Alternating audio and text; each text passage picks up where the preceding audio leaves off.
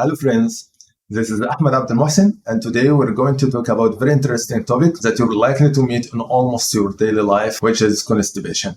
And to understand why constipation is important, you should know that constipation represents the third most common cause of outpatient clinic visits. This means you're likely to meet this condition as a physician, as a therapist, and even as a parent or as a family member. But let's first define what does constipation mean. Well, constipation has very complicated and sophisticated definitions, and they're all very important. But let's make it simple by defining constipation as frequent, regular, or difficult evacuation of the bowel. Well, as you might probably know, the GIT starts from the oral cavity or the mouth and it ends by the anal canal. The food takes a long journey, and the digestion of this food takes place in the small intestine. But some of the undigested food and some fibers reaches and it represents the most distal part of the GIT or the gastrointestinal tract. When the undigested food reaches the colon, it goes along the colon by a movement that's called peristalsis. The peristalsis means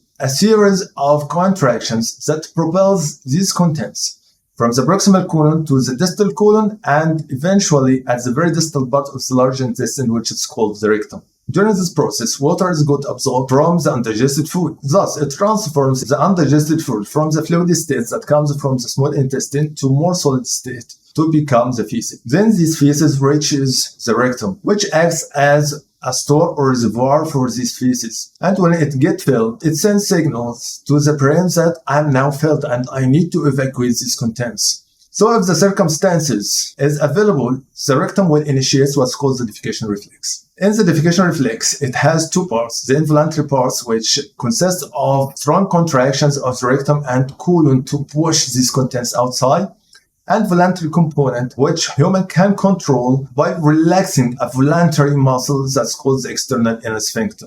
Well, so by understanding this physiology of the colon and this physiology of the defecation, put our hands on the main steps of this process. Number one, the movement, the peristalsis. And this peristalsis is controlled by a very complicated nervous system specialized for the colon. It's called the enteric nervous system, and it's found in the wall of the colon, and it consists from different types of cells. But there are two very important kinds of cells in this wall. Number one, a type that's called a cells of Kagel. These cells can spontaneously, without taking a signal from the brain or from the main nervous system of the body, can initiate and propagate these peristalsis. And the other type of cells is called the ganglia. These cells migrate from the esophagus in the embryo until it reaches the colon. Sometimes this migration of these cells stops early before it reaches its target at the end of the colon. So guess what? These cells are very important because it represents the communication between the different types of the nerves in the colon. So you can imagine absence of these cells can lead to complete loss of movement at the absent part. And this is very dangerous because it would lead to stagnation of the stool and dilatation of the colon proximal to this obstruction. As we can see on the screen right now, the colon will hugely dilate. So this condition is called congenital megacolon. And this condition is called Hirschsprung disease. These types happen in the neonates, which could be fatal to this patient. So this condition is very, very dangerous. But what absence of the cells of Kagel in the colon? As I told you before, these cells are responsible for the propagation and this is responsible for the movement of the colon.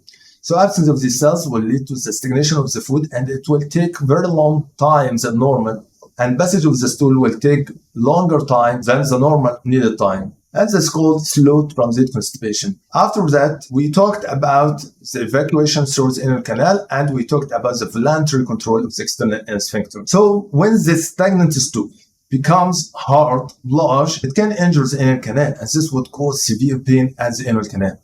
This is called the anal fissure. The condition is usually neglected, and this would lead to a more severe condition that's called a pelvic floor dysfunction. This means that the voluntary anal muscle will contract during the defecation instead of relaxation, and this would cause an obstruction in front of passage of the feces. Moreover, the patient might completely lose his control over this muscle, and it will become, in a case of constant contraction, as anal achilles. Now we can see how important is the physiology of defecation. From analyzing its steps, We now know that there are many causes of constipation. So if the cells of Kagel is absent, this would lead to slow transition, to slow movement of the stool throughout the colon, and this is called slow transit constipation.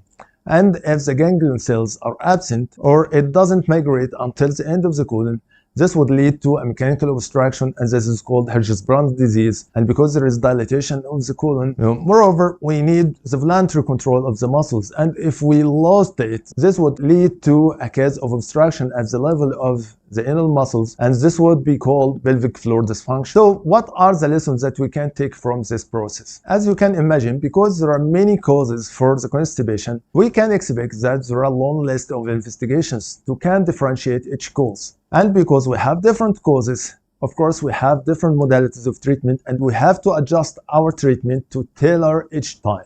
Let's think, how could we manage these patients? Of course, before we ask them for investigations, we have to examine these patients. And guess what we can find in these patients? Of course, if it's a long-standing disease, it would affect the child's growth. So the child can't reach the normal growth as his peers. Moreover, when we examine the abdomen of this patient, we can find an abdominal distension because of there is retained stool and retained gas, and we can even feel the retained stool by our hands. Moreover, we have to examine the anus of this patient. We talked about the effect of the anal fissure. So we have to look carefully for the anal fissure, and if there is fissure, you shouldn't touch anything else. But if there is no fissure, we can introduce our finger throughout the anus, and this is called the digital rectal examination. This would allow us to take an idea about the condition of the rectum and the colon and whether there is a dilatation or not. It would also give us an idea about the retained stool and whether it's hard or soft. After we examine the patient, we can confirm our provisional diagnosis by asking for some investigations. We can start by the first and the most common investigation, which is barium enema. We can inject a radio-opaque dye from the anus, and it retrograde fails. This would give me an idea about the state of the colon and the rectum and whether they're dilated or not. After doing the barium enema, we can also ask the patient to defecate in front of an X-ray. This would let us to see the defecation process and the coordination between the muscles and the colon, and whether there is anything that can obstruct this pathway or not. Of course, this is beneficial, and this is called the defecography. It could be done under the X-ray device or under the MRI device. I can tell the patient to swallow a radio-opaque material. We can achieve this through giving the patient some radio-opaque pills and then take frequent X-rays and see whether these pills got arrested in a specific part of the colon, and we can calculate the time needed to get rid of these pills. And for the movement, also in some cases, radioactive material, and then take some photos through a gamma camera or through X-rays and see how much time would this material take inside the colon to get expelled outside the body. Of course, if there is a slow transit time at part of the colon, this will diagnose the slow transit constipation. Finally, we talked about the cells and absence of some of these cells, like cells of Kagel and the ganglia, and this would be diagnosed through taking a piece of tissue from the colon or the rectum and then examine them under the microscope to search for these cells, and we can send this piece to a histopathologist to look for these cells under the microscope and confirm their absence, and this is called the histopathological assessment or rectal biopsy. I suppose now that you can guess that we have different modalities to tackle each problem of this problem. I think before this lecture, if I ask you how could you treat constipation, you would tell me, well, I will give this patient a laxative, and you're correct. This would be the correct way to treat these cases at the early, not complicated, not for organic cause constipation. For the transient constipation, laxative is enough. But we talked about very complicated conditions.